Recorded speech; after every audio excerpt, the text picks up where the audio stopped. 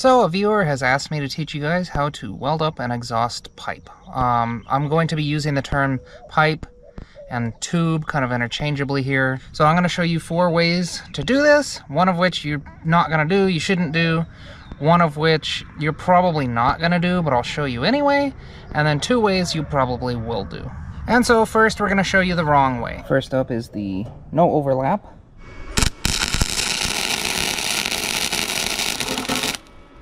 Now the thing about tubing is that the edges burn through really quickly, and so even with my settings turned way down, this pipe burns through and there's holes in the exhaust. So I can't really recommend welding up an exhaust this way. Now we can remedy that. I'm going to take a piece of pipe, not very long, you know, maybe an inch or 2. It's from the same diameter pipe, and we're going to cut a big old chunk out of it like this, and then basically I just compressed it and put it into the one pipe, and then I can slip the other pipe over it. Now you will need to chamfer both, well, all the surfaces. And now with that little insert in there, we can kind of weld normally, and anything that may have fallen inside and caused a hole will now be caught by that insert and kind of melt to the insert. And back with the glue, you can see that even though there's a huge gap here that was kind of intentional for the video, if we weld too much and our glue/weld falls down, it falls down onto the piece below instead of inside the exhaust. Now, as an obvious aside, you do want to weld all the way around your pipe. I just did a little bit because I'm going to use glue on the other side, so just assume you have to weld around the whole thing, if you can. Method number 3 is just doing it the way the exhaust manufacturer's meant for you to do it. I mean, you just slip the exhaust over the other piece of exhaust, and then you weld it up like normally. Now, we're going to go over that because welding these 2 together, it can get kind of complicated. Again, let's bring back the glue. Next, as your joints come, so this is overlapped here. So now back to the glue. Remember, our edges burn really easily, so we're going to focus most of our weld on the flat surface of the pipe here. And then we just kind of flick over here really gently, and that takes our weld pool and kind of laps it over the edge there so that the edge doesn't blow away entirely.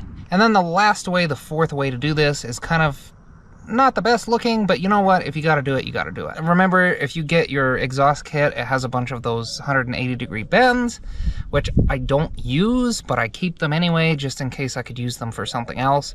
And now I'm in luck because I can actually use them. We're going to cut off the slip fit connector kind of area here. And now guess what? It slips onto both of my exhaust pipes, and we can just weld it onto the one pipe.